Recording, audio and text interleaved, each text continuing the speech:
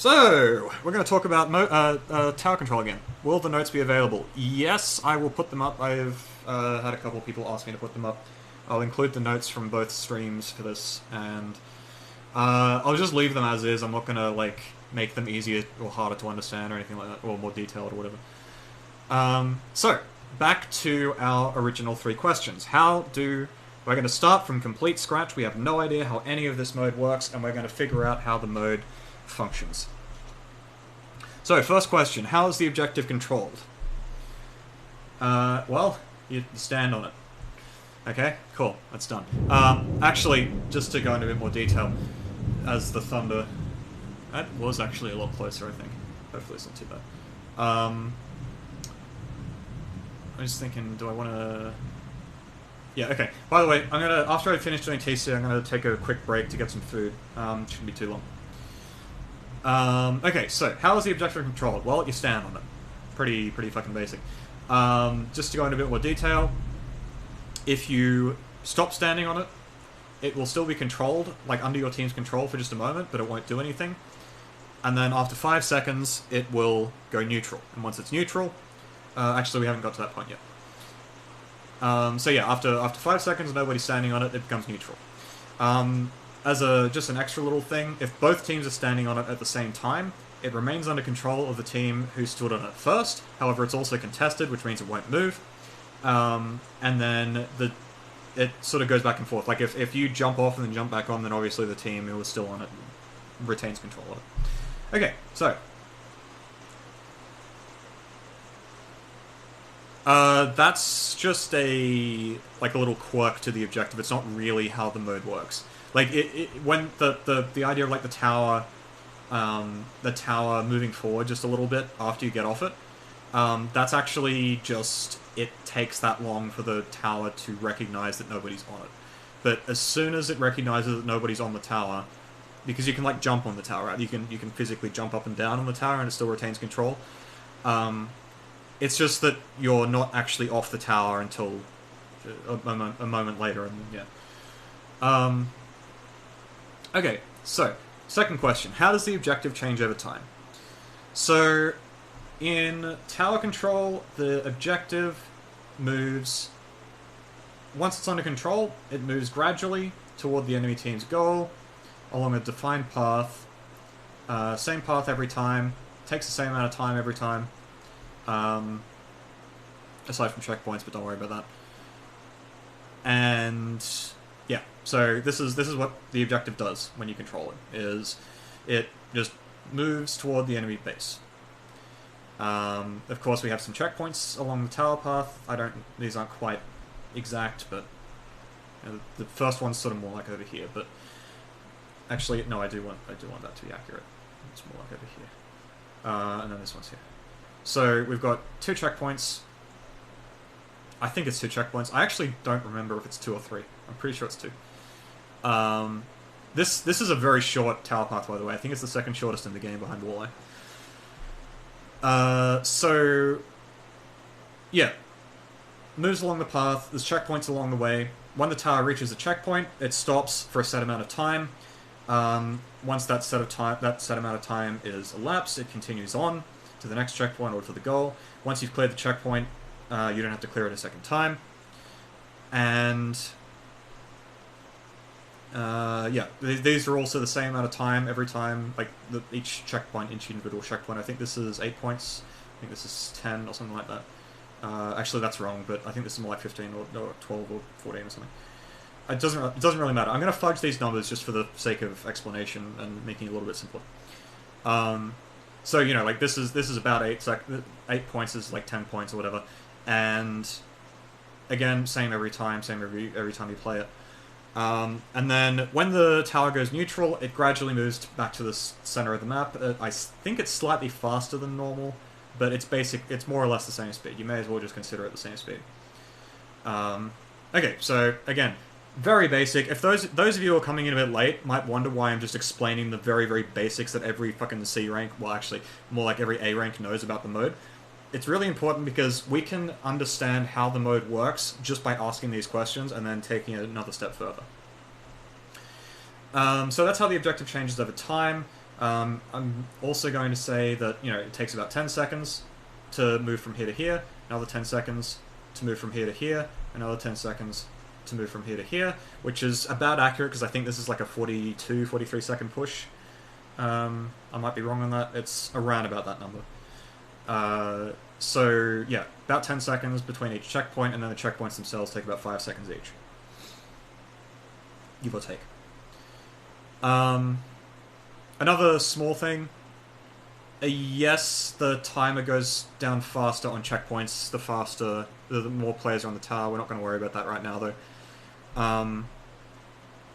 Another thing to keep in mind, that's not important right now, but another thing about the objective, if we're being really thorough about this question, which we should be, is that if you're partway through a checkpoint and you lose the tower and then you come back to that checkpoint again, the checkpoint gets refreshed, but the time it takes to refresh is not instant. It's like after you back up, it quickly refreshes, but like if you lose the tower like right next to the checkpoint and get back on it right next to the checkpoint, you can actually catch the checkpoint as it's refreshing and it won't actually get all of it.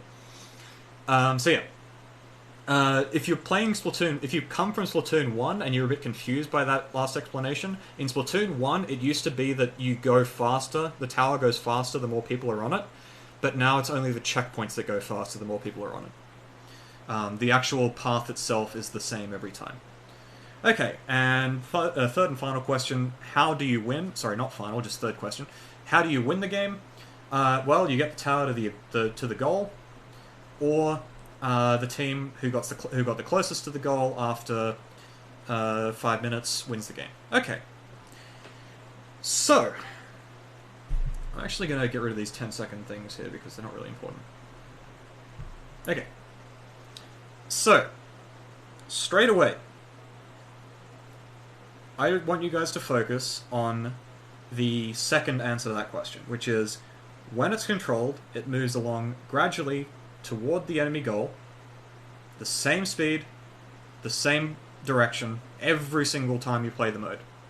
Like, you can play 100 games of Sturgeon TC, and it will always take this path, the checkpoints will always be here, it will always take the same amount of time to get from here to here, and from here to here, and from here to here. Obviously the checkpoints are a bit different every time. And, yeah, so, in other words, what the game is going to look like 10 seconds from a given point in the game is very predictable. If In Control stands on the tower, then in 10 seconds' time they will be at the checkpoint, assuming they don't stop standing on the tower. Everyone in the game knows this. Everyone in the game knows this. Not only do they know this before they've even picked their weapons. They know that if you stand on the tower, it's going to take about 10 seconds to get to this point, and they should know. And then it's going to, the tower's going to be here 10 seconds after they start standing on the tower. It's going to be here for about 5 seconds, and then it's going to move on. Everyone knows this from the very beginning, not just of the game, but of the lobby. Like, they boot up the game and they know this. It's really important that you understand just how, this information is available to everyone, and it should be, if you don't account for this, what the fuck are you doing? Quite frankly. Okay. I really want to hold that. I really want people to understand that there is absolutely no excuse for not picking a comp and playing around the fact that the tower will be here 10 seconds after it leaves mid. Okay? It's really fucking important. Okay. Now, what does this mean? I'm going to sort of skip ahead a little bit, and I'm going to talk about the concept of a stronghold. I'm just kind of naming it a stronghold because it's like, I don't really have anything else to really name it. So a stronghold is a part of the map that is really easy to defend. And in Tower Control in particular, a stronghold is a place where it's really easy to stage a defense of a certain part of the tower path. And strongholds are everything in Tower Control. So a stronghold, an example of a stronghold here might be, okay, we're talking about this checkpoint, I keep colouring it in more and more. A stronghold might be this spot, or this spot, or perhaps this spot when the bridge is raised, maybe even the snipe. And sometimes even here. So there's like a couple little strongholds here and there, varying effectiveness, varying strength. A lot of things about these strongholds change are different from each other, but the point is that they exist and they're central. They are everything in tower control. So, what these strongholds imply, essentially what I'm implying in the first place and what makes strongholds a thing, is the defending team always, 100% of the time, even before the game even begins, knows exactly how and where to defend. And when, I should say. How, when, and where. They need to know this, because the game fucking tells them. Alright? In other words, like, you can think of it this way. In control wins a fight. That means that they're going to stand on the tower, and in 10 seconds' time, the tower's going to be here. Where are we going to be in 10 seconds' time so that we can get them off this checkpoint? I'm going to keep colouring this fucking square. I mean, I'm even going to switch colours and start colouring it in blue. I'm just gonna, oh, hang on. I'm just gonna redo this. There we go. There we go. I'm gonna stop colouring it in. So we've got our strongholds, 1, 2, 3, 4, 5. There's a couple others you can consider, but those are the main ones. And what do you notice about them? All high ground, all really clear sightlines of the tower, quite hard to get to, etc., etc. So, the defending team knows exactly when and where to defend optimally. If you take a fight too early or too late, that is inexcusable. It's actually inexcusable to not take the right fights at the right times in tower control. There is no excuse. There's simply no excuse. If you can't defend, if you can't stand, if you can't get a charger or whatever to stand in this position because the charger fucking died, like, 5 seconds ago, that's inexcusable. Why did the charger die? Why was the charger in a position to die when he knows he needs to be here in 5 seconds' time? Why is it ever a thing that a player finds themselves, like, fighting, I don't know, here as, like, a T-Tech? Like, when they know they need to be back sort of here or maybe up here or something, ready to throw bombs in 5 seconds' time. Why does that ever happen? Obviously, sometimes there's extenuating circumstances, but this is the essence of tower control. Is the defending team, whenever the game starts to swing against them, they know exactly where they need to be in 5, 10, 15 seconds' time. Alright? And I mean, it also goes for, like, okay, you're defending and you don't know where to go. Why don't you know where to go? Like, you go to the same places every time. And these positions are predictable, yes, but they're good because they're strong, no matter what the enemy team does. Like, if you put a charger here, it doesn't matter if they know the charger's going to be there 100% of the time. The charger being there is really damn hard to deal with. Like, there's nothing that's going to change the fact that this charger being right here is going to have a free shot on the tower. And you have to actually somehow clear this whole open area in order to get to the charger in time. But then it also cuts back the other way. The pushing team also needs to know these things. So, if you know in advance that there is going to be some kind of defensive weapon that sets up here, as soon as you get on the tower, you know, there's going to be some kind of defensive weapon that sets up here. I'm not colouring in the box, I'm colouring in this fucking cross now. If you know, as the pushing team, you come into the game and you know there is going to be someone standing here, and you don't have the tools to get them out of that position, again, what are you doing? Why didn't you pick something knowing full well that someone's going to stand here? Why didn't you pick something that could clear this spot? And on top of that, if you're like, you know, maybe you're sharking in a corner somewhere, or like you're going super deep in and you just can't find anyone, you're in there spawning, like, where the fuck are the defenders? Again, did you try looking in the places that they are every fucking game? You know, it's like, I'm sorry, I'm starting to get a bit sweary here, but it's this is extremely important, elementary, fundamental knowledge that you have to apply to tower control. So, back to actually talking about what tower control is rather than how you can be bad at it. TC is essentially a scramble to gain control of these strongholds. Right? So, you know that this is a strong spot, this is a strong spot, this is a strong spot, this is a strong spot, this is a strong spot. All of these spots are really strong for defending against this checkpoint. So both teams know that. Both teams want control of this. Alright? Both teams want control of these strongholds, because if the pushing team gets someone up in this spot, that actually denies all these strongholds from the defending team. That's really powerful.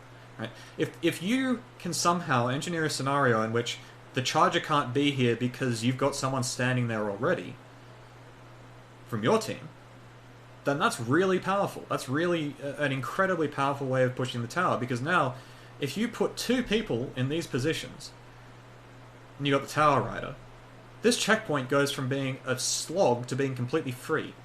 Alright? So, when you're pushing the tower path is almost meaningless compared to gaining control of all these defensive positions that we're calling strongholds. Right? So, in Rado's stream the other day, he called tower control a kill mode. Actually, more precisely, he said it's sort of a speed mode, but mostly a kill mode. I'm saying that it's a timing and positioning mode, where you're trying to beat you know these positions, and you're trying to beat the enemy team to these positions, and you're trying to deny these positions from the enemy team. How do you do this? Either you kill them before they can get there, which hence is sort of why it's still a kill-based mode. Like, Rado's saying it's a kill-based mode, it's not wrong, it's just I think you can be a little bit more precise with that definition.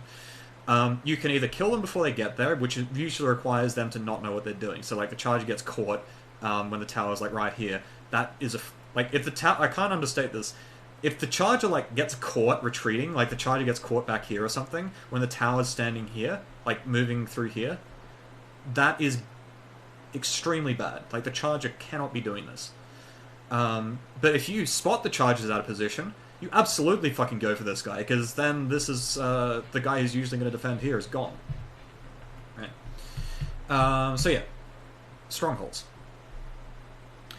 Now, you might notice that we're talking about a bunch of different places on the map, and a lot of the time, these places, if you think about other maps, Sturgeon, it's a bit different, because Sturgeon, anyone can go anywhere. Like, in both teams, there's no exclusive places on the map where only one team can reach. But you can think of it like, this position right here is actually up for grabs pretty much by either team at any point. Right? Like, the defending team, if they kind of don't lose the mid-fight too hard, they can actually take control of this nice and easily. And also the pushing team can get straight up here as well. The defending team has good access to this, but so does the pushing team. The pushing team can kind of sit over here on this little block. Hopefully you can see that with my stream quality. Now obviously it's a lot easier for the defending team to reach the window than it is for the pushing team, but it is still possible for the pushing team to reach the window. So all of these strongholds have one thing in common, which is that both teams can get to them. Another thing to keep in mind about strongholds is that some of them are relevant to multiple parts of the push. So this position right here isn't really important for anything more than just this first checkpoint. Instead, you want to be sort of starting to move onto the snipe area, because the snipe is... this part isn't really relevant for this checkpoint because it's kind of like not the greatest sightline. You actually need to be, I think, on the high ground. I don't know exactly. I think you can kind of get shots on it, but it's not great. Whereas this checkpoint here is really good. It's like directly on top of it. Another one is the window. So the window is also really good for holding this checkpoint, because it's right there. You know, it's not perhaps the charger spot anymore, but it's still an important part of the map that you need to hold on to. Like, if you keep this as the defending team and they manage to push this, like maybe you just get pushed back and you can't actually defend, but you still sort of have control of it, then you can still use this part to defend the second checkpoint. Now, another thing that's extremely important, not on this map, but on a map that we'll take a look at in a minute, is an exclusive stronghold. A stronghold that only one team has access to, generally the defensive team. If the defending team has a stronghold that only they have access to, then the only way that the pushing team can actually break through that part of the map is to actually kill them, to get the defending team... Actually, not necessarily kill them, but just to brute force the enemy team away from that position. Now, you might be thinking of inkjets, booyah bombs, just bombs in general, just a fuck ton of bombs, suction rush, splat rush, obviously, as well. What else? Stingray, cannon missiles, even, ink storm. Like, there's a bunch of specials that do this, but the point is that you generally need a lot of subs or a couple of specials to make this happen, so it's a big resource investment. So again, this isn't something on this map. It's something more on Piranha Pit. We're going to take a look at Piranha Pit in a second. Another thing, I just wanted to... Did I mention this? I don't think I did.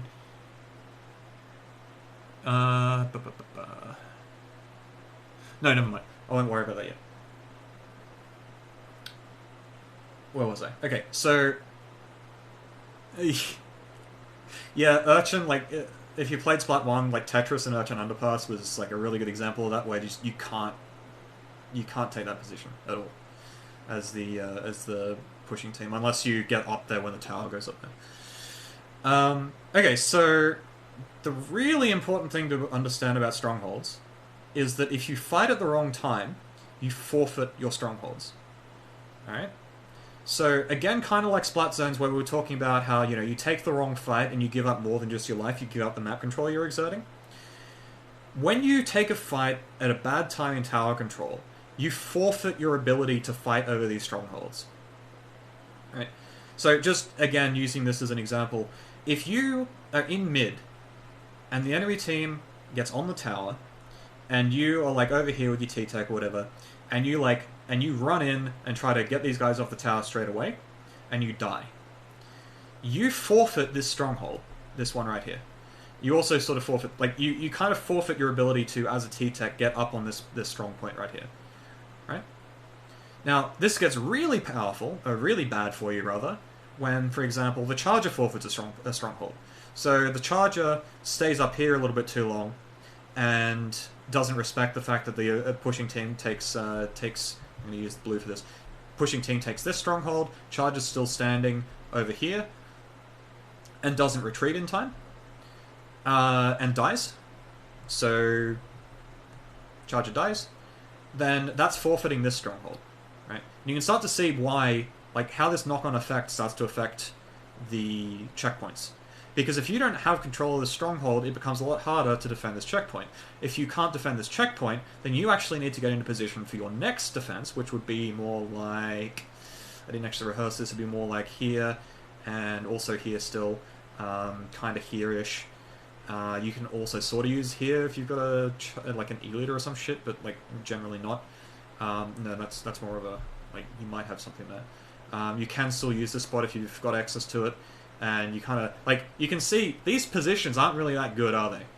So, you can start to see, if you start forfeiting important checkpoints like this window here, the game starts to get really difficult really quickly for you.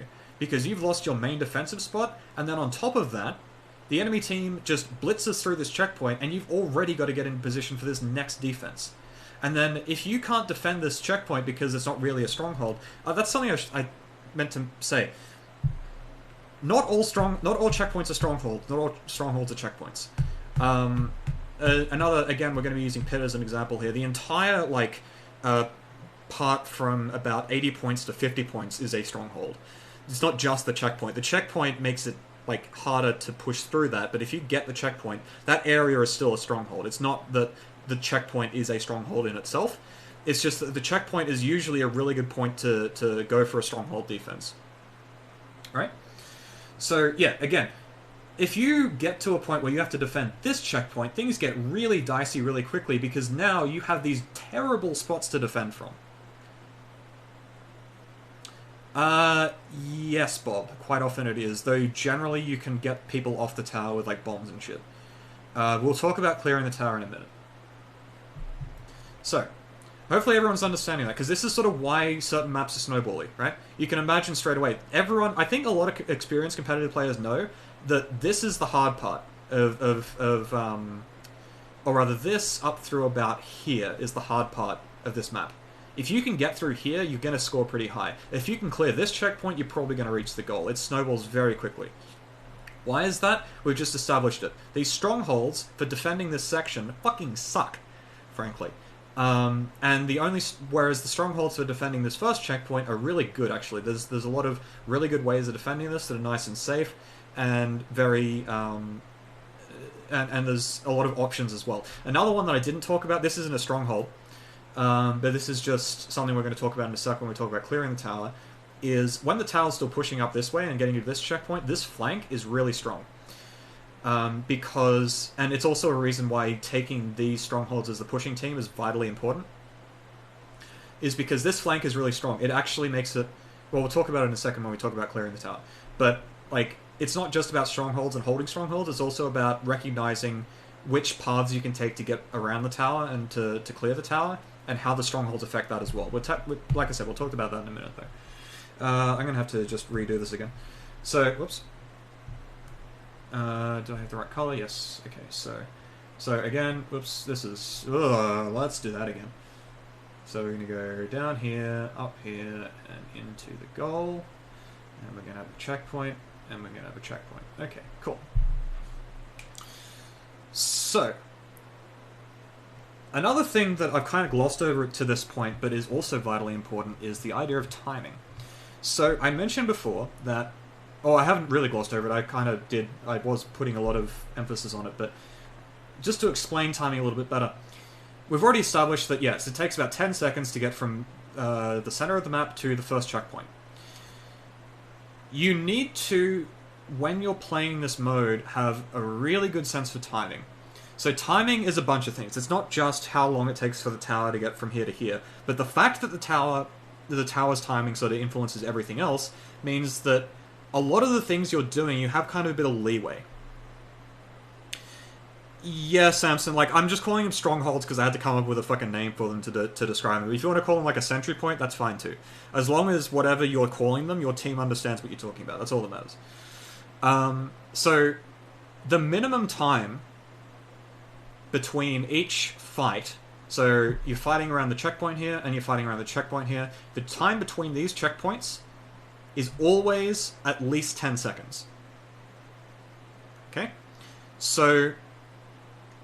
that tells you a couple of things. That means that, let's say you have control over this stronghold right here, and the next stronghold you want to take is you want to go up the sponge, remembering this sponge is in the pushing team's color, and you want to take this spot right here. Right? This is sort of the K-Pro pathing. If you've got a K-Pro, this is generally what you'll end up doing. So you'll end up here with a K-Pro, and you want to do that around about the time, just before the enemy team wants to set up here for defending the checkpoint. Now, there's a bunch of timings that you have to take into account here. First one is, if you've killed them, how long does it take for them to firstly respawn and then get back to this position? Another timing to keep in mind is, can you actually, like, let's say you're standing here and you think, okay, I want to go over here now. How long does it take for you to actually do that? Okay, so straight away we've got two timings, and we can compare both of them. If it takes more time for you to get to here than it takes for them to get to here, then you probably shouldn't be running straight for this checkpoint, because they're going to get to it first, and you're going to lose. Right? Another time you can consider is just A to B in general. So, it's not just coming from... Actually, no, I just said that. What the fuck am I talking about? But A to B, as in, like, moving from one place to another, includes coming from spawn, also means going to spawn. So, let's say we're talking about the mid-fight again, and the charger, like, is getting pushed on snipe, he jumps down from snipe, and then he super jumps... Whoops. I'm still not used to this. I'm not very good with using tablets yet. And he super jumps back to spawn. That takes a certain amount of time. And then he has to come from spawn again, so he has to come all the way down here. So this timing of jumping down, super jumping back, and getting to here has to be less than 10 seconds. And so if, in other words... Or rather, it has to be less than the time it takes for this position to be important. Unless if you have the teammate already here, a bit easier, like you got a bit more leeway, but... Like, if the tower is here already, when you're jumping back, you have a problem. Again, you're not going to make it here in time. Because the jump back, they're going to sort of be here. By the time you get down to here, you're going to be at the checkpoint already. They're going to be partway through it. That's okay sometimes if you can get them straight off the tower. But chances are they're already at this stronghold, unless your teammate has managed that for you. And chances are, if you're jumping back with the tower already being here, your teammate probably already died. Like, you're probably jumping back because your team died and you need to reset with them. So, it's not looking good if you're jumping out at the wrong time.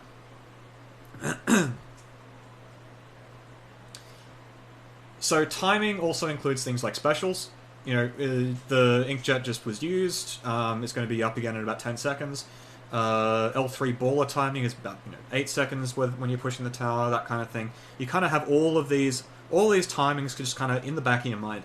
You don't have to keep track of all of them. You just need to make sure that like you aren't doing something stupid. You have to just sort of think that you can sort of backfill a little bit, and you can be like, okay, I want to move up here, but hang on, I'm a little bit late to move up here. This guy's already spawned. Maybe I shouldn't do it. Like, you wouldn't necessarily be saying, okay, this guy died. That means I have 10 seconds to get up here. Can I do it? It takes about 8 seconds. Okay, I can go right now. No, you don't do that. You sort of backfill it, and you think, okay, I want to move up here, but the player who's likely to be here, like, I can already see his respawns, and he's probably coming in now. So probably best I don't do it. I could instead maybe stand on the sponge instead and try to kill him if he tries to commit. But that's sort of how you would do it. That's how you would improve your timing. You don't have to have a perfect sense of timing, because most of the time, especially when we're talking about checkpoints, the timing window is about 5 seconds. So you need to have control of this. If you're defending, you need to have control of this checkpoint in the 10 to 15 second slot, I guess. So they get on the tower, 10 seconds till it reaches the checkpoint, 5 seconds after that is until it clears the checkpoint. So you need to be in position to defend during that 10 to 15 bracket, right? Okay. With me so far? I hope we are. I'm repeating myself a bunch here because I'm hoping that, like, if I'm really clear about this stuff, it can you can kind of get this a lot more clearly. Let's get back to here. There's an undo limit on this, so... Oh, yeah, there we go. That's fine. Okay, so... Keeping strongholds in mind... Oh, actually, no, I've skipped a spot. Okay, surrounding the tower is what we're going to talk about next. So, I mentioned the concept of being on the clock in the Splat Zones thing. When you're on the clock, what that means is essentially that you have to do something because otherwise the enemy team's going to get some advantage. Like, the enemy team is gaining an advantage faster than you are. So, in this case, being on the clock, the team that's on the clock is the defending team. Why? Special advantage, for a start. When you're pushing the tower, if you have control of the tower, you don't need to be scoring with it. This is a common mistake. You only need to have, like, the little icon at the top of the screen, like, that indicates which team has control of the tower. If that team is, if that icon is your color, you are gaining points. Special points, that is. Alright, so even if the tower's stopped, you will gain special.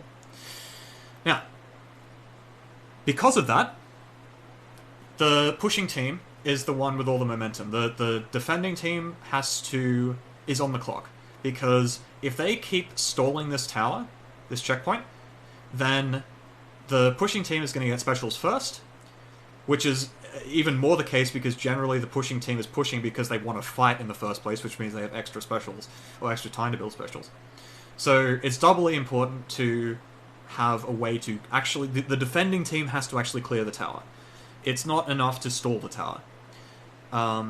Also because if you try to stall the tower, you can get into the situation where, like, there's this one guy who's just standing on the tower, and then every time you try to shoot him, he just jumps off, and then every time you turn back to fight someone else, he jumps back on again. And he just sort of jumps off and on and off and on and off and on, and meanwhile his team is, like, constantly super jumping in. And that gradually whittles down the checkpoint. As long as he keeps it at the checkpoint won't reset, right? So the whittling down the checkpoint like this is really powerful. So that's like yet another way in which the defending team is on the clock. So, and of course as well, the tower is like a physical object. It's cover. You can stand behind the tower and you won't get shot from people in front of the tower. So if you want to get rid of people who are around the tower, you actually need to surround it. You need to have people shooting from this direction and this direction, in this case, right? If you don't have one of those two things, then the player who's standing around the tower can just kind of chill on the other side. Like, you can put the tower between you and them.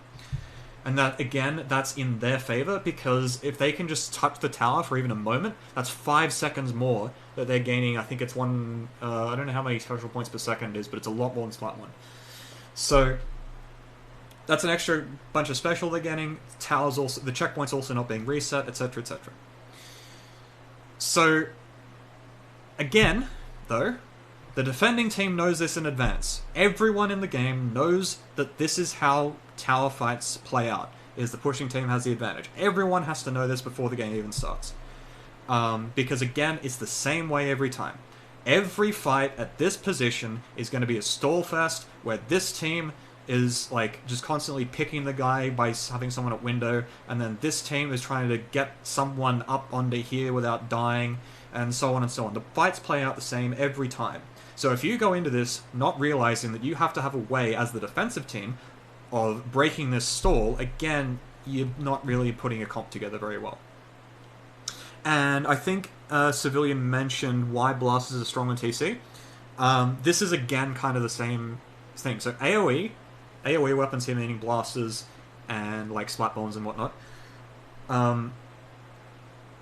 and K-Machine to a degree, is really powerful in tower control because you know in advance more or less like where people are going to be, and you know where the fights are going to take place, and you know also like if you have a blaster like right here, you can clear the tower much more easily. Like you can sort of offset a little bit, though you still need to surround the tower in the end. You can sort of offset the ability to like sit behind the tower and sit in cover and like gradually creep the tower forward. But bombs are the main way you do that, not blasters. Is that everything that I wanted to say on that point? I think it is. Right. So what this essentially tells us is that defensive strats, because you're on a clock related to specials, defensive strats need to use subs and mains. Because if you're relying on your special, like a Stingray, to clear the tower for you, the other team is going to get their special first. That's why quite often, if you rely on a Stingray to clear the tower, what's going to happen, especially if you give up this stronghold to do so, what's going to happen is you're going to back up the Stingray, but you aren't actually going to have control of the area around the tower. You're going to get the tower clear for about 5 seconds, and then you're just going to stand back right on it and fucking move forwards again. Right? And you've just used your Stingray, and it's like, well, I delayed them, guys. Go kill. And then it's not really. So you actually, if you're going to use the Stingray to clear the tower, you need to clear the tower the traditional way as well. It's just one way that you can get damage on people around the tower. And that's incidentally why Stingray. Everyone used to say, "Oh, Stingray's overpowered on tower control." No, it fucking isn't. Like this is why Stingray was never overpowered on tower control as a defensive tool. Right? Is because the tower control has always favored the pushing team, and the pushing team is the team that can rely on specials. The defensive team being able to clear the checkpoint in overtime, yeah, okay, that's annoying. But in normal gameplay, the defensive team being able to clear the checkpoint with a Stingray, if you're hard committing to standing on the checkpoint in spite of the Stingray, you're fucking playing it wrong, dude. Like, I don't know what else to tell you. And at that point, like, you still have the defending team still needs to surround the tower correctly, and if you're like standing in the ray and dying, it's like not great for you. So,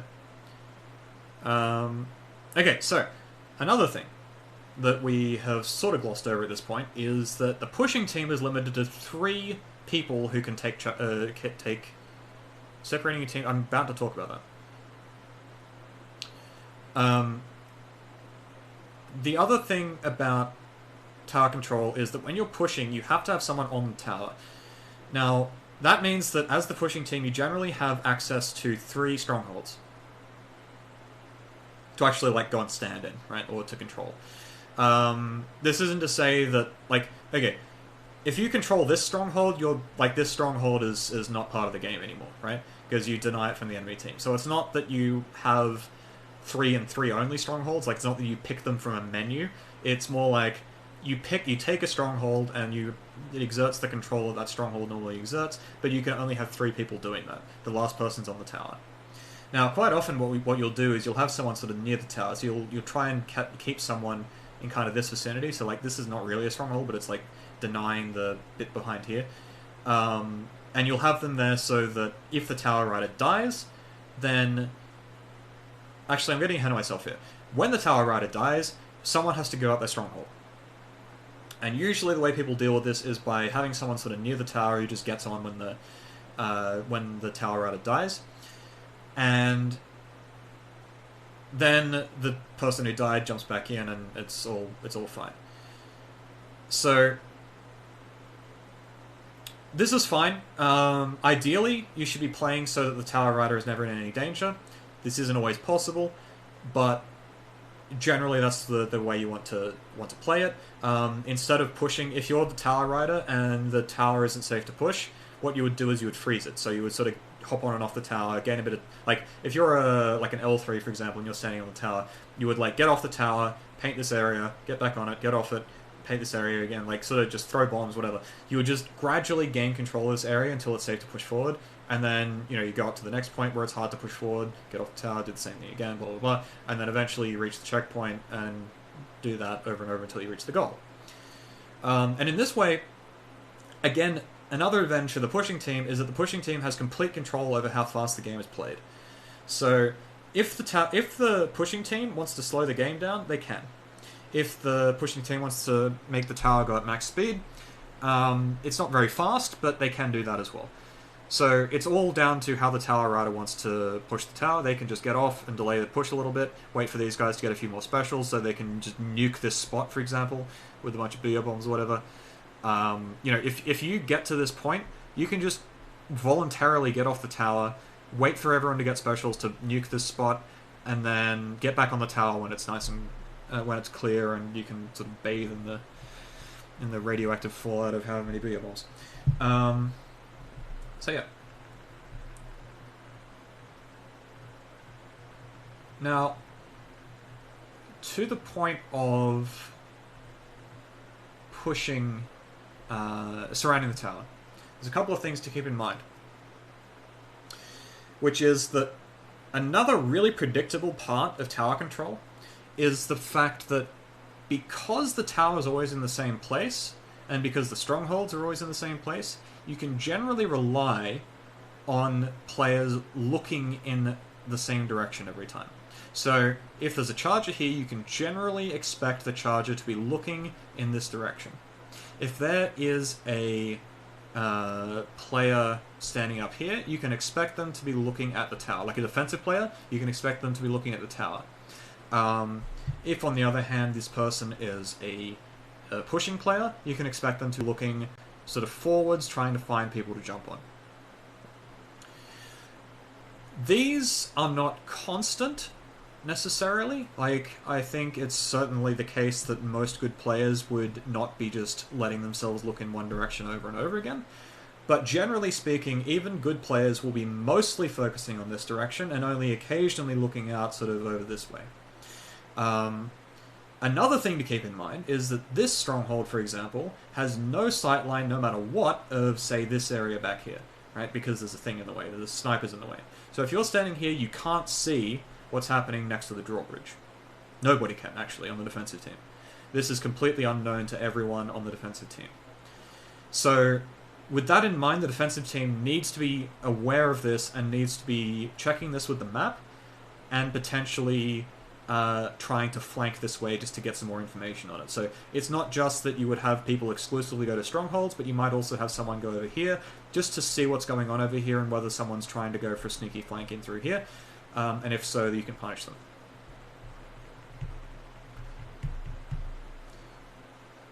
Now, those viewing angles imply blind spots. We just kind of mentioned that with, like, you can't see here and you're not likely to be looking here, etc.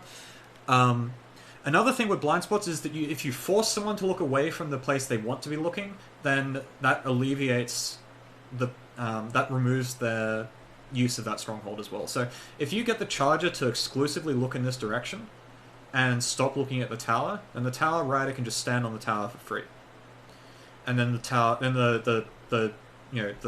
charger player looks back a couple of seconds later and is like, oh shit, I forgot something. So, remembering sightlines, again, are very predictable because, again, like, people are going to be looking at the tower for the most part, or if people are pushing the tower, they're going to be kind of looking back and forth between the tower and whatever strongholds or just flanks or whatever they're watching. Blind spots are also subject to timings. So, in this case, a better example would be something like... Skipper Pavilion's a really good example. So the mid-flank on Skipper Pavilion is a timing-dependent blind spot, where if all 4 of the enemy team is up and you're pushing to the first checkpoint, and they're all in position, it's a blind spot. But if anyone dies and is respawning, it's no longer a blind spot because they'll see you when they swim out of respawn. Right? I hope people can sort of visualize that. I don't want to actually bring up the map as Skipper Pavilion and explain it.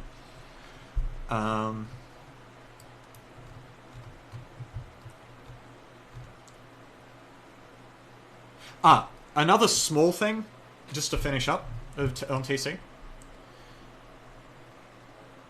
So another small thing with turf control. So we learned the other day that turf control, there's a bunch of different types of turf control, and probably the weakest kind of type of turf control is the kind that, say, the 96 might exert, where you kind of stand and walk slowly left to right, hold the trigger down, and you kind of gain control of a wide area. Just like splotty kind of bits of paint here and there. And to that, Rado specifically said that 96 is a bad painting weapon because of that.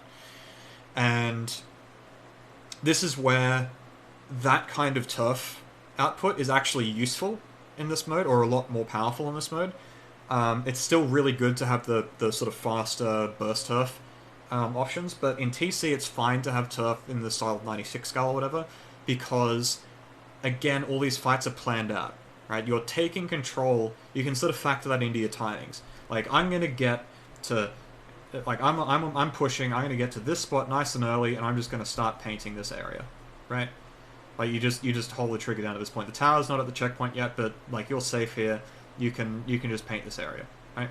And you don't need to do it super quickly. You just need to make sure that it's done. So that's one little caveat about turf control, that normally the superior kind of turf control is the kind that, like, your short-range shooters and, like, Dynamo and, like, all those burst turfing or fast turfing weapons exert.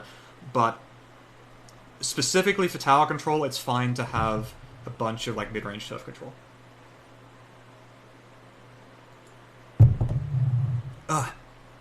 Throat's starting to die. We'll be fine. I will persevere. So just to summarize before we move into the game, going back to our first three questions of how do we control the objective, how does it change, how do you win? So you need to stand on the tower in order to control it. That pretty naturally means that there's going to be fighting around the tower, because in order to get people off the tower, you're going to have to kill them, or at least force them back. Because the tower route is set, and everyone knows in advance it's the same every time, you can plan your defense and your pushes in detail well before the game even starts. Essentially what I'm saying is, this is what your scrims should be. You should be figuring this shit out in scrims, right? Because of that, we know in advance where fights are going to happen, and we know where people are going to be defending from, and as a result, those positions where people defend from, which we're going to call strongholds, are really, really important. They're essentially the core of tower control. And because the pushing team knows those strongholds in advance as well, then it turns tower control in this sort of into this sort of scramble for strongholds, where you want control of as many strongholds as possible before the tower reaches them. So when you're pushing, you can deny these strongholds from the defending team by standing on them. And the defending team obviously wants to make sure that they're in position nice and early, so they've got to realize when the fight's going badly for them, they've got to retreat out, get into position, reserve strongholds for their strong weapons. So, like, if you've got a T-Tech, if you've got a T-Tech and your charger died, you've got to actually, maybe go to this position just so that nobody gets there before you, that sort of thing. Now, there's a certain kind of stronghold that's really important, which is exclusive strongholds, which is to say a stronghold that only one team can access. There's none on this map, but on Piranha Pit, that whole section around the 80 to 50 point mark is an exclusive stronghold, right? So the whole steps area, you can't get there as a defending team. A pushing team. You can only get there as a defending team. Because of that, instead of, like, you can think of actually taking control of the strongholds as the pushing team is kind of a shortcut, where you're trying to take them nice and early so that you don't have to invest too many resources into breaking through them the old-fashioned way. But with an exclusive stronghold, you don't have that option. You can't get to those positions and stop the defending team from using them. So You need to have some way built into your team comp, which again means you need to have this figured out in advance. You need some way of reliably busting through these strongholds. And even when you have these things, busting through a really good stronghold is really hard to do. It's extremely, like, how many times have you played Piranha Pit and you've got all your specials up and you still can't break through the top, the steps, right? Because it's just so hard to get people out of that position because there's so much cover. Even when you put everything down onto that, sometimes your push just doesn't work. That's normal, right? Ideally, you would want it to be not terribly normal. You're just more of like a coin flip thing, but whatever. Yes, Inkjet is extremely strong on tower control for this reason. Booyah Bomb is also quite good for clearing a stronghold once, but it doesn't actually keep it clear, whereas an Inkjet will actually keep a stronghold clear. Now, there's one way that you can lose an exclusive stronghold without actually using it and being killed, is by not actually being able to use the stronghold in the first place, because you took a bad fight at the wrong time and you all died, and then you're just not there when the tower goes by. That's what we call forfeiting a stronghold. If you take a bad fight, that means that your strongholds are unmanned, shall we say, when the tower goes by. That is a massive strategic mistake. Misplay. I tried to say misplay and mistake at the same time. It's a misplay.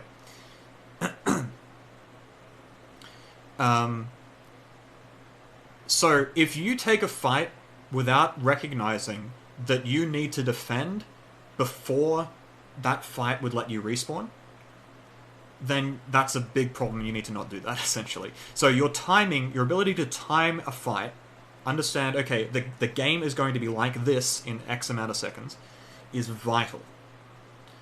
And you can figure this out all before the game even starts, by the way. Like, again, this is all the same every time you play. So some timings you can consider are just respawns. You kill someone, how long does it take to come back? Tower position, how long does it take for the tower to get from A to B? Specials, this guy just used his special. What weapon is he using? How long is it likely to take for him to get his special back? And A to B movement, meaning like, you know, moving from one place to another. How long does it take for someone to move from A to B? Keeping in mind that jumping back to spawn is also A to B. Moving from spawn to a stronghold, A to B. So like a respawn is also like including A to B movement as well. The pushing team has a lot of advantages, and in other words, the defensive team is on the clock. And because of that, like these advantages being, firstly, the pushing team has special advantage. They gain free special as long as they control the tower. They don't even need to be pushing the tower. They can just have control of it for the 5-second grace period. And they also determine how quickly the tower moves, up to a obviously maximum amount. Like you can't push a 10-second tower path any faster than 10 seconds. But if you need to delay for 5 seconds just to make sure you got your specials ready, you can do that as the pushing team. The defensive team has no say in that. In other words, like the pushing team decides when the fight happens, and the defensive team has to either decide that they can take that fight beforehand, or sorry, not take that fight beforehand, but like decide whether they can undermine that sort of delay or fight at the predetermined time. So yeah, the defensive team can't be stalling indefinitely. The defense in tower control needs to have an end goal of clearing the tower completely. And in order to do that, because the tower is like a physical object that provides cover for the pushing team, you have to actually surround the tower and get everyone out from behind the tower as well as getting everyone from out from in front of it. Now, the weak point that you can exploit... Sorry, first, Mr. Dot Point. The AoE weapons in the game, stuff like blasters, K-machines, whatever, but especially bombs. Bombs are extremely powerful in this mode for this reason. You might find that bombs are extremely powerful in every mode, and that basically, you know, you might have seen those tier lists of like, these are the sub-weapons, these are the... Basically, if it's a bomb, it's like 10 tiers higher than everything else. I just want to make that clear. But anyway, not talking about tier lists right now. So, bombs and AoE weapons are incredibly useful because of this.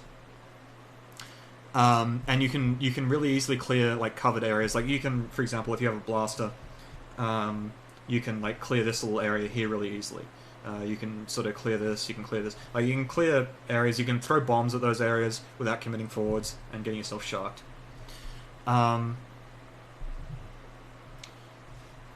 So, another thing for the defensive team to take advantage of is that the weak point of the push is the Tower Rider. If you kill the Tower Rider, then all objective control is lost for the defending team, for the pushing team, and they have to actually take someone from these strongholds and put them back on the tower. Now, it's really important when you're coordinating your pushes to make sure that only one person does this. There must be precisely one. If you like all panic, oh, the Tower Rider's dead. Everyone, all three of you turn around and look back at the tower, your push is over. Like, that ends your push right away. As long as the other team realizes that and fucking kills you.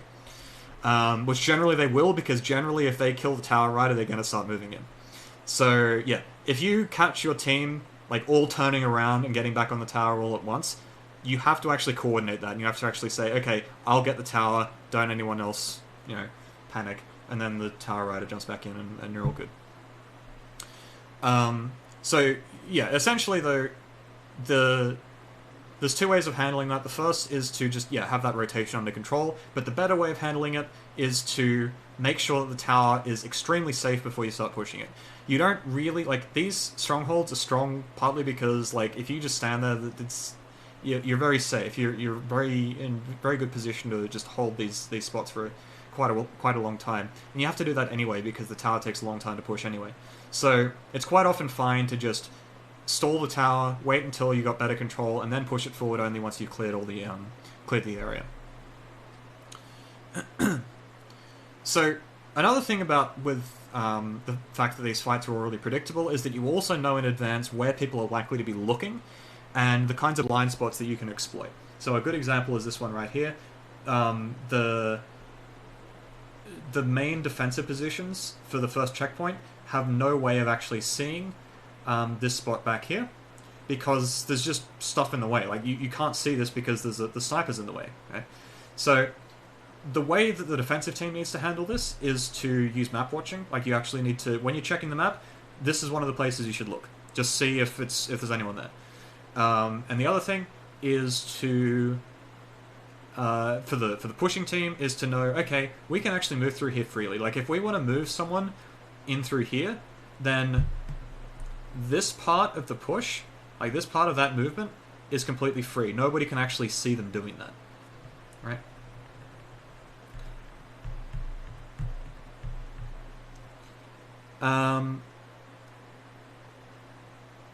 So, and finally, because your pushes are all really planned out and easy to predict, you can also do things like paint with sort of slower turfing weapons much more freely.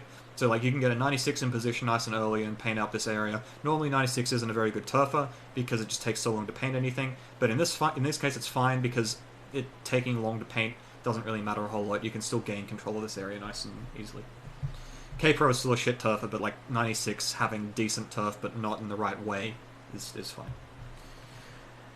Oh boy! We're ready to watch a game again. Now, okay, I think there's two games that I'm going to watch here, but I don't need to pause in between them, so we should be good to get right on. Okay. So, sorry, this is In Control versus Polaris. Bob, we can kind of talk about that. I mean, at that point, it's essentially Control, like the same as always. I actually, it's a good thing you pointed that out because I didn't really talk about it. But the game before anyone has an advantage is similar to Splat Zones, where you're essentially just trying to take control of the map as best you can.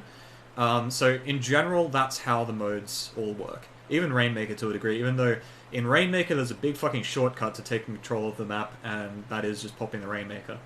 But we'll talk about that when we get to it. So yeah, in terms of comps, there's not a whole lot to say, because, I mean, like, you got an Inkjet here, you got an Inkjet here, you got a Booyah Bomb, and you got a bunch of ways of clearing these spots. Like, you can brute force it. It's not ideal, but you can do it. Nort is a little bit questionable. because Baller on TC isn't the greatest. Like think of Baller on TC, like you can kind of brute force into a stronghold, but the whole thing with the stronghold is that it's really hard to like just get to it, and using a Baller to brute force a stronghold generally doesn't work. So I would question the Baller. I think this should be a gold Nort rather than a silver Nort, but that's fine. Essentially, this guy doesn't lose the game. It's the T-Tech who loses the game in this, but we won't worry about that too much. Spoiler, In Control wins this game. Sub Swampy. So yeah, this is fine. Charger should be just taking pot shots across mid, gaining turf control. It's all fine. The Nort being in this position is a bit awkward, as you can see in a minute. In Control gets the first kill. The Tetra immediately goes in and dies. That's not great. The Charger has the trade, but then you can sort of see things are going on the back foot a bit. And now Clown is kind of stuck. He can't really advance without, getting absolutely shut down. Like this whole area, is under In Control's control. So like coming up here with a T-Tech is not gonna do you any favors. And actually, we can see straight away, Pancake is at this stronghold. Now, okay, I'm gonna say, I don't think most teams... I think most teams kind of know good places to stand in TC, but they don't know why they're good places to stand. Kind of like with zones, where people kind of understand, oh, if you kill the anchor, that's usually a good thing. The reason you kill... But they don't understand why in relation to map control and all that sort of stuff. And I think it's the same kind of thing here, where I think people generally know that if you take control of this drawbridge on tower control, it's useful. So the defensive team wants to hold it, and the pushing team wants to hold it. Teams already understand this at some level, right? It's just that they're not conscious of it. That's what I want people to... That's what I'm trying to help people with. So we can see Pancakes here, and look where this Booyah Bomb goes. Hey, look! He's throwing the Booyah Bomb at a stronghold to clear the stronghold. Because Simo just tried to face-check the stronghold and fucking died, and now Pancake is getting Booyah Bombed, and he's also going to fucking die. So, yeah. Again, like, in this case, I actually did know what was going to play out, but I was going to talk about it anyway. But yeah, this, like, we've just established this is, like, one of the strongholds, so Simo face-checked it, died, so they had to use a special to clear it, and they did so, and then Pancake died, because he got pushed away. He probably should have backed up. Alright? And now we have the situation where Xerez is in position, so he's in the right place at the right time. That's good. I think he might have even got the kill on Biscuit, if I'm not mistaken. I can't tell. Actually, no, that might have been the Tetra. And here we see the first problem. So Quake's kind of gone in here. Right. Now, this isn't that bad, actually. So the way this is sort of playing out, it's not that bad. Because I think... this would be the time to do this, because nobody else on Polaris is alive. Nobody else on Polaris is alive, which means that he can actually face-check this because he's only fighting a Charger. Better option would be to use this path, or even go through here to get Xerez out of here. But we're not going to worry about that too much. We're just going to take note of the fact that Quake is going straight in. And yeah, no, I think Quake going straight in is fine, but... And you can sort of see, Jim, if you're still here, this is sort of the thing with walls, is if you, like, when someone's coming up a wall, if you have a bomb, you have tremendous advantage on them. So Quake tried to come up and kill Xerez, but unfortunately the bomb was already at his feet. And the other thing is that Clown was actually coming in at that moment, so if Quake didn't go up, he was going to get caught by Clown. So you can kind of see why this is such an important stronghold. It's really hard to take this, because at any point the enemy team, the defending team, is just going to be having people around this area anyway, and it's just going to be so easy to handle this.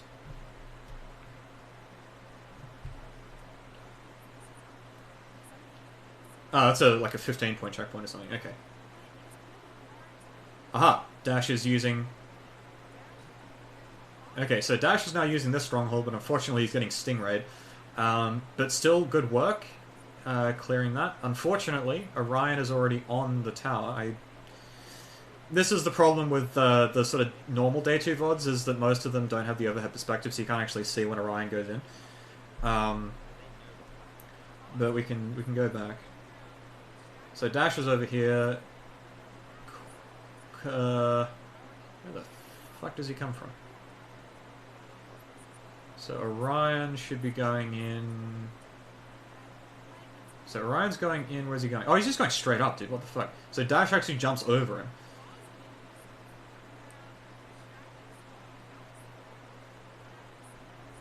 I actually, yeah, I think Dash needed to actually stay at this spot. Just looking at that, but that's sort of hindsight more than anything else. But yeah, you can sort of see like Orion.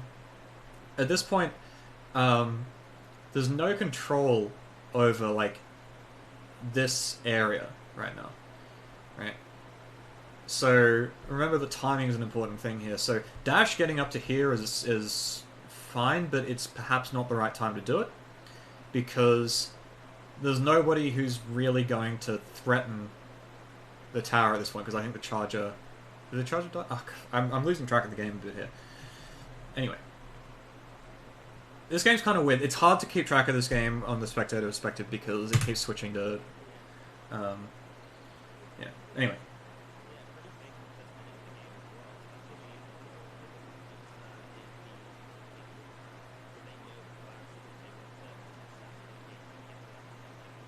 So taking control of court here is sort of like a little bit of a red herring, but you can see, again, the kinds of things that you can do to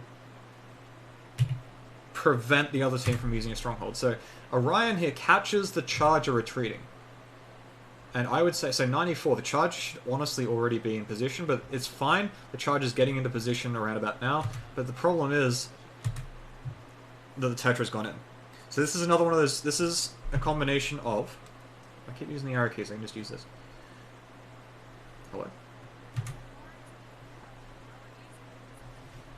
So in this case, this is a combination of the blind spot I was talking about. So Orion, they know where he is because he's being called out on account of just killing someone. But he's just kind of chilling here at this point. But now, nobody's actually able to see him. Well, Dash can kind of see him, but he's going to just go straight under, and Dash can't see that. And now he catches Biscuit. So that's a good use of blind spots, the blind spot I mentioned, to kill the Charger before he can make use of the checkpoint. And in fact, I believe this ends up being a good push, if I'm not mistaken. Quake face checks and dies. Not great. You can see again the two strongholds, but you can also see like the timing involved here. What's the point of light tetras over dark? To make me angry. I didn't say anything about that, but I don't like light tetras. But you can also see like the tower is like straight back down here, you know, straight away. So it wasn't even like the tower moved, and then like he died when the tower was like 94, but the tower also got stalled for a bit, which gave him time to come back in. You can sort of see how these strongholds become really important, like being able to control them for a long time. So yeah, now we've got two people at this forward stronghold, this right-hand side stronghold here.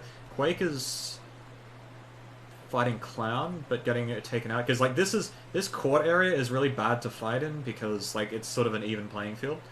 And you can see, like, because of all this, because these fights happened here, instead of like using the strongholds that are around here that they could have set up in, it gets really awkward for In Control at this point. Whoa, hello.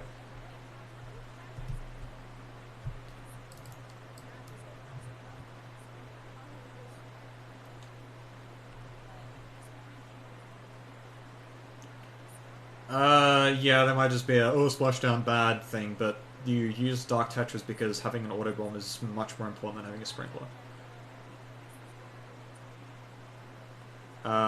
Okay, so, alright.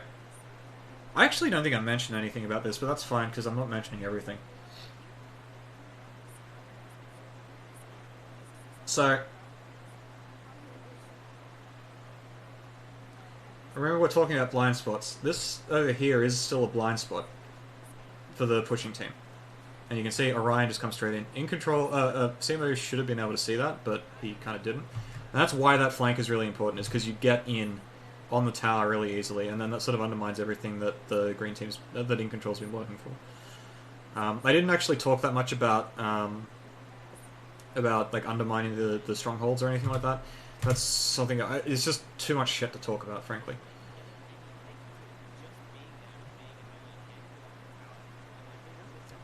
Because yeah, like what happens is if we go, I keep pressing arrow keys, I don't need to.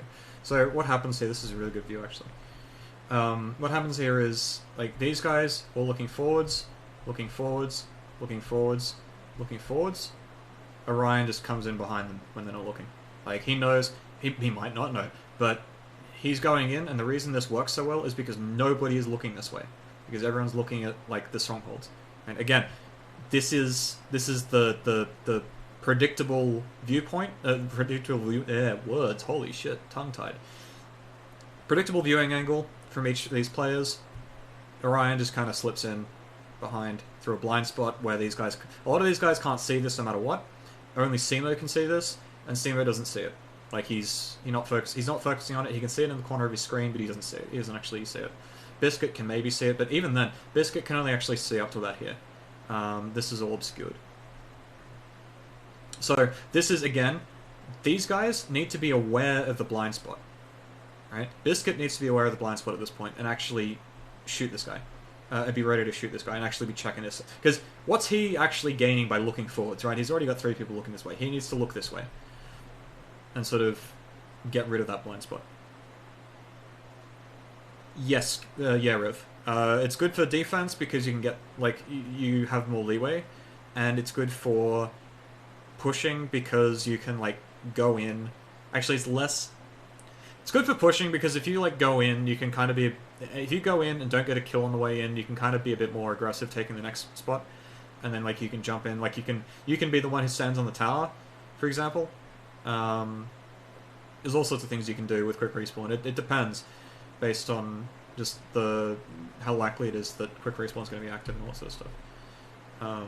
But you can see, holding these strongholds doesn't really mean anything if this guy is just going to come in behind. This is why I said at the start that this flank is really, really powerful. It's because it undermines all this work that these guys are doing. Yes, the blind spots change over time. So this, on top of no longer being relevant, is also not really a blind spot anymore because people will see you. Like when the tower's here, like behind on the second checkpoint, people will actually see you trying to go this way, and they'll also say, "What the fuck is this guy doing? Just ignore that guy." Whereas at this point, and also when you're still fighting in mid, this is not a blind spot at all. It's only a blind spot when the defending team is back here, right? So yes, it definitely depends on the on where the tower is.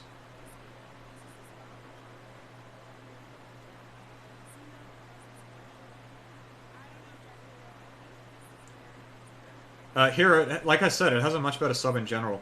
Having a bomb in this game is so fucking important that if you don't have a bomb, you better have a damn good reason. A damn good reason here could mean beacons as well, which beacons are a special case.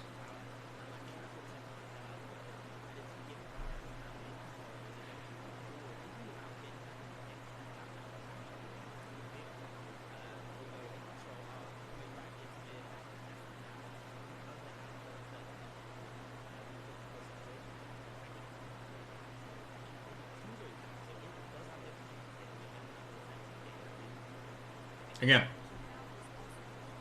really important here. That jump. Okay, let's just slow this down a little bit. Let's just go back a bit and take a look as best we can. So, all right, one thing to keep in mind. Oh my gosh, fuck off.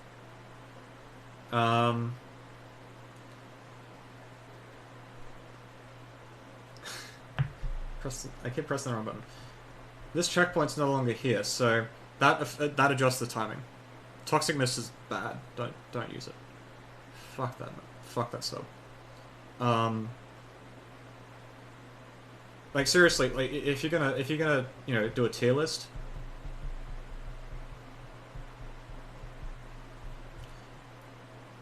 of subs, it's like tier 1 is Splat, Suction,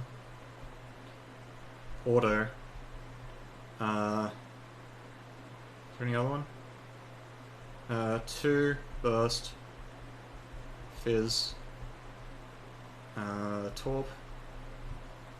50 is Sensor, Mist, and then like you can put Curling Bomb in there somewhere, but this is sort of what I'm talking about.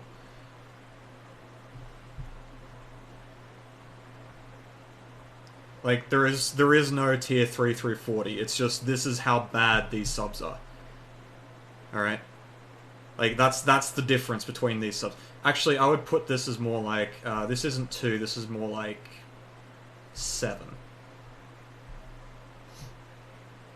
Autobomb, no, Autobomb is extremely good. It's maybe 1.5, maybe 1.5, but no, Auto is really, really good. Beacon is in Beacon tier.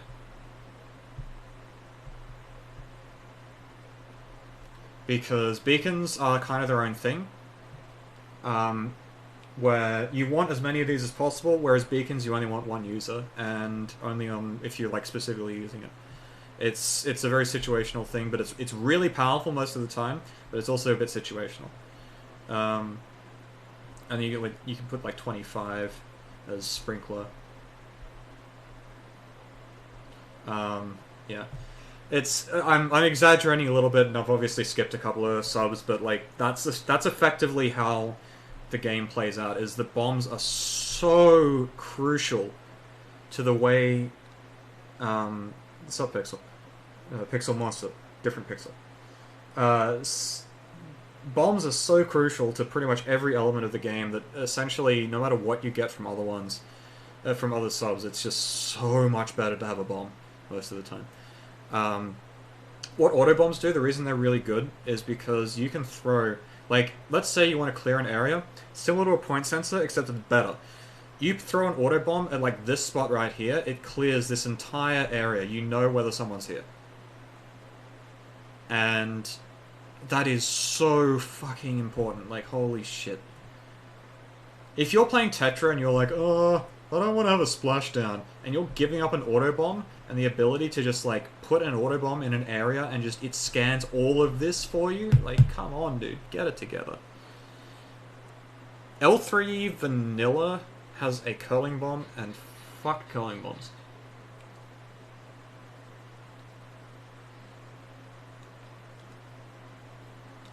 Like curling bombs aren't bad as such. It's just, oh gosh, I hate the fiddliness of them.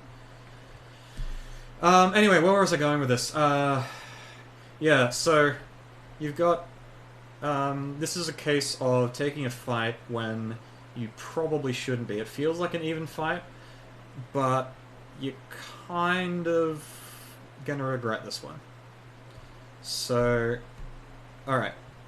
The clue that Astral, the clue that Polaris could have used to figure out this fight is probably a bad idea, is that Pancake exploded his ball and didn't get a kill. At least I think that's what's going to happen. Okay, yeah, so he didn't get a kill with his ball, so he invested, didn't get a kill. Okay, guys, we gotta chill. Bars.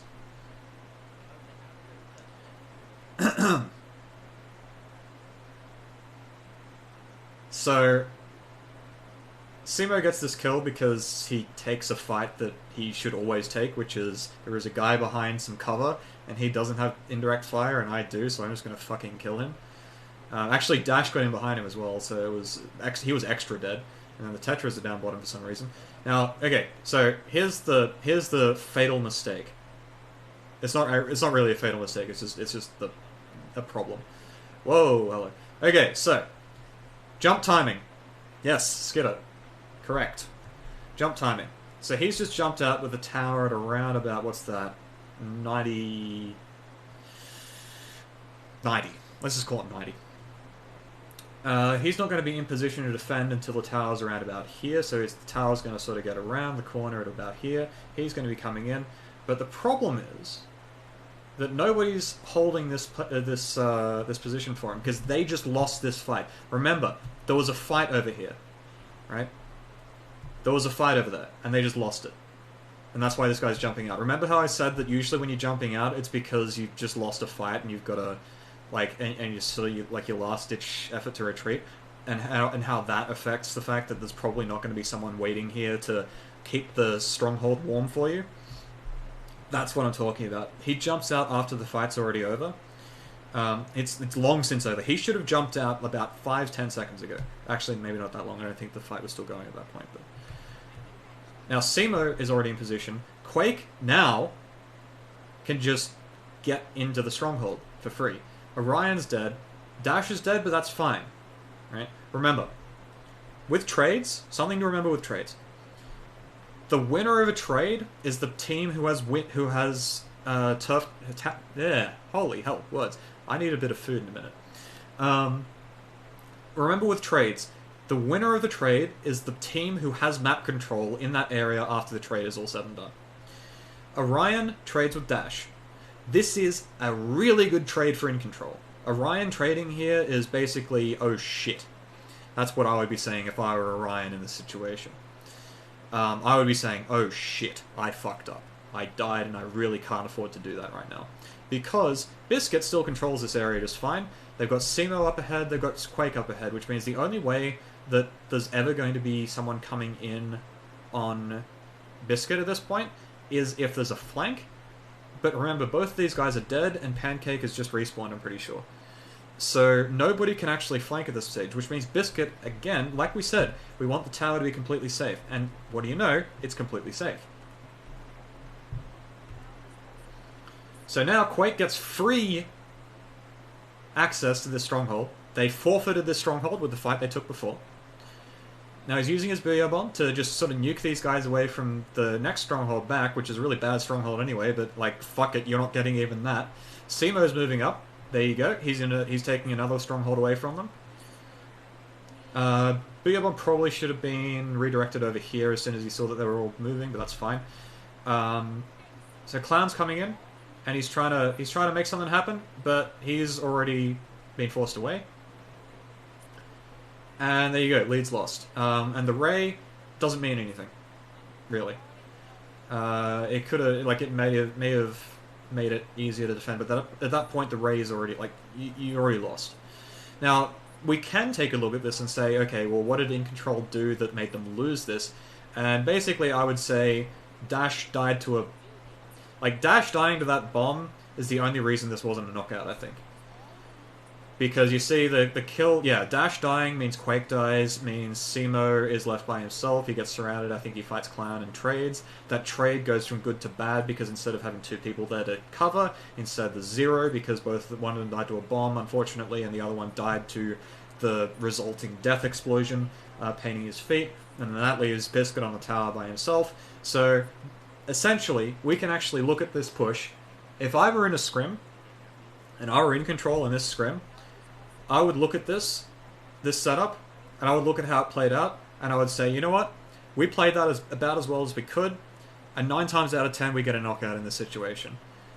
And so I was saying the other day, like, you know, how do you approach scrims? This is the sort of pattern you look for. Of, well, the only reason we didn't get a knockout here is because Dash accidentally stood on a bomb. It's the only reason these guys didn't knock out.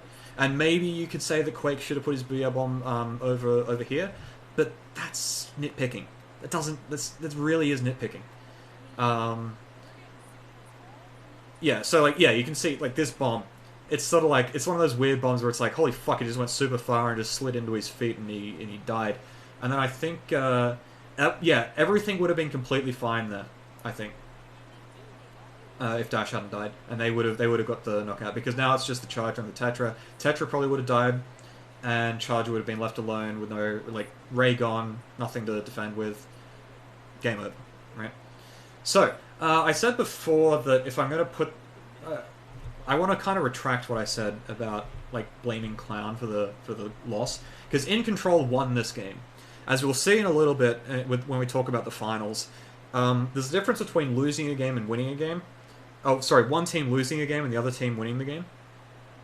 And I think we sort of see that right here. Is In Control had an excellent push. Yes, you could say that this fight over here was silly, but this fight, it wasn't really so much a fight that Polaris shouldn't have taken. Like I said, the fight was kind of, it seemed kind of okay, like whichever team wins this fight gets a big advantage. And so it's not really on Polaris that they took this fight, stayed in too long, died, forfeited their strongholds, and only fluked their way to a defense. That's not on them. Like I said, the only thing that could really have tipped them off is the fact that Pancake didn't get a kill with his baller. It's the only thing you could really take from that. And then it's like, well, making that kind of call, it's really weird, because then it's like you start to think, well, if I'm going to jump out, if I'm going to tell the team to fuck off every single time that we don't get a kill with a baller, then, like, you know, when do we ever actually fight anything? So, yeah, I want to highlight, In Control played this game very, very well, and played that push very, very well, and it's only down to misfortune that they didn't get a full knockout. In fact, I was very impressed by In Control. In these games that I watched, they played very well against KP. KP also drastically underperformed, but we'll worry about that another time. But yeah, In Control is playing very, very well, and you know, props to them 100% for this push and the way they played this game. However, I also have to say that like Clown's positioning here, Clown kept going here a bunch of times. So it's not necessarily, like, I don't want to blame him for the game loss, because In Control did actually just play that really well. But this is sort of like a habit that you get into when you're not really paying attention to the important parts of the map. And you think, okay, the other team wants to take control of court, so I'm going to, like, shark here. This is a blind spot, so they don't know he's here. But it's also not really relevant to the tower's position.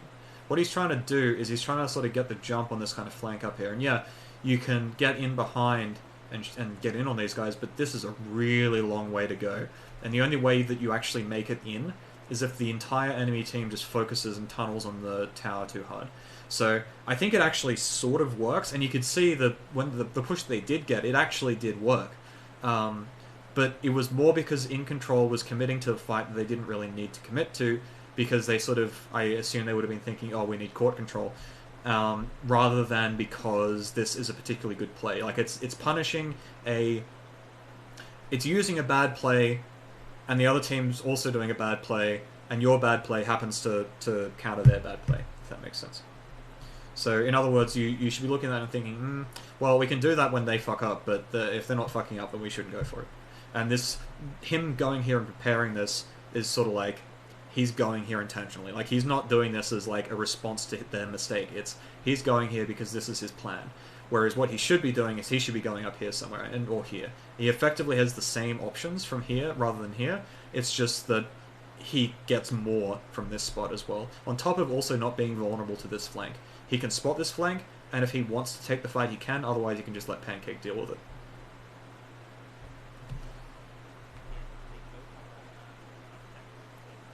So again, Biscuit, good position in advance, well done. Clown gets into position late. Dash already has control of that, and he tries to take it back forcefully, but unfortunately, Dash being up there means he has the advantage and should win that fight probably 80-90% of the time. Pancake, good position again. Well done. But now you have a bit of a problem where you're using Stingray and nobody's on the tower, so all of this, like, you have to get kills with the Stingray the moment you get off the tower. This is kind of, again, why Stingray is a bit weird on tower control, is that it does things to your positioning that kind of undermine your push. And I think as well you saw Orion going straight in the front door and getting killed, which, again, same thing. He's not... It's kind of the nature of this map that that's going to happen sometimes, but it's also like you're thinking about the mode in the wrong manner. Where, like, you should be, as the pushing team... hang on. Yeah, so Orion's just died here.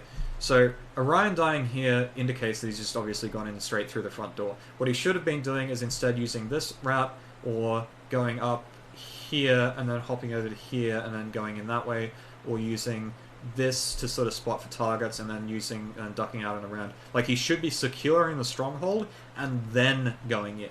Like, he finds the fight that he wants to take, he sees whether people are out of position, and then he goes in. And then again, that's why you want something like an autobomb, so you can just throw the autobomb if you think someone's sharking or whatever. Whereas if you go straight in here, then you're going to be vulnerable to essentially everything. You're not going to be able to get up here because it's a really disadvantageous fight. This guy's already watching this, so he actually sees you go in. There's a fight taking place here, so you're just going to be coming straight into the front door of the fight. You aren't actually going to be... I'm just kind of scribbling here at this point because I just want to get through this.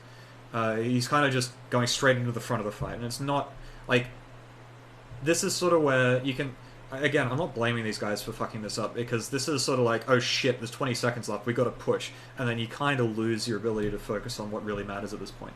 But at the same time, I don't really care about that as such when I'm analyzing a game. I'm trying to tell you what happened and why... I'm trying to tell you what these actions mean for the state of the game.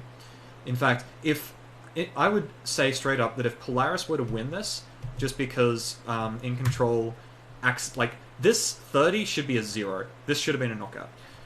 If Polaris were to win this, it would be just, like, they would have shithoused this win. Like, they would not be... This would be, like, the 1 in 10 of, we won this game, but we really didn't, like, we didn't earn this win. It was a shithouse win.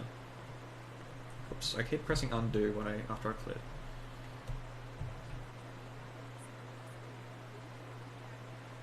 And then that sort of just is the end of the game at this point, because everyone's in the strongholds, specials are available for the defending team. Again, it's not that defending teams shouldn't use specials, it's that they generally can't rely on having them, but when they do have them, fuck yes, you want to use them like that. So yeah, well done to In Control, this was really well played. Just a little bit of bad luck that they didn't get the knockout in the first place. And yeah, no, this was good to watch. So yeah, now, do we have another TC game? Okay, yes, TC Pit. I wanted to introduce TC Pit. I don't want to go too in-depth in this game, because this one is between XLSX and Pufferfish, who I think were like the bottom of the group, of each group. So, it's not the best game. But, I just want to introduce what I mean by an exclusive checkpoint, and why it's so important. Because this map happens in Demise versus Astral, and the same shit happens in Demise versus Astral. Rude. I mean, look. These guys did really well to get into top 4, but at the same time, I'm not terribly interested in what they're doing, because I'm more interested in, like, which are the supposed best teams in the West, and why are they not using these fundamental skills that they should know. And yes, I know you're joking, but I want to not everyone is going to necessarily agree that you're joking. So, okay, an exclusive stronghold. There is no way... I'm going to use this because it's a little bit easier to see. There is absolutely no way for the blue team in this game to cross this line. And as it happens, the tower moves out here, or along here, and like so. Actually, sorry. The line is here. You can jump across here, and obviously you can use the tower. The line is there. Sorry, I got a bit carried away. So... yeah, so the tower is up through here. There's a checkpoint right here, I think. It's about there. So, why is this important? We're not going to actually look too much at this game. I just want to introduce this idea so that when we get to it later, I don't have to just like stop the entire thing and stream and explain it. All of these spots along here are really, really good defensively, right? Like, you can have 4 people just chilling in this area, and it's hard to break through this. Because, like, let's say you Booyah Bomb this, like, the Booyah Bomb is only kind of cover, like, this amount, so they can sort of back up and then walk back in. This is a really long area that's exposed, so probably everything from about here, the checkpoint itself, and then all the way through here is exposed to this area, so it's not even, like, it's not enough to just get the checkpoint, get these guys away for a moment. You actually have to get rid of them completely, because they're just going to keep coming in. They're just going to keep throwing bombs, they're just going to keep, like, they're going to build specials, Like, even though it's normally not reliable, they're just gonna keep throwing shit at the tower and making it a nightmare. So in order to bust through this, you actually need something like an Inkjet armor combo to get up here and actually kill this guy, and like fuck these guys over completely. You know, get them completely out of here. There's no way to do that without using a fuck ton of specials or getting lucky with some bombs, or if the defending team just feeds. It's the other way that you can do it. If they just offer their lives up and you just kill them, then yeah, they don't get their exclusive stronghold, and you get a push through the hardest part of the entire tower path completely free. So, yeah, I kind of... How are we doing on time? It's 3 hours. We're through 2 modes. We still have to do the finals. Okay, I'm going to take a break at this point. I'm going to go heat up some food so that I am not starving through Rainmaker and Clam Blitz, because holy fuck, we're in for a bit of a doozy with those. So, how does... Should they prepare... Well, yeah, that's the whole point that I'm getting at, Bob, is... The whole point of these strongholds is you need to be prepared. You need to know the tower's going to move through here in a couple of seconds' time. We need to be ready to defend. We need to be in these strongholds. So yeah, I'm going to take a quick break. I'm going to grab some food. I'm actually going to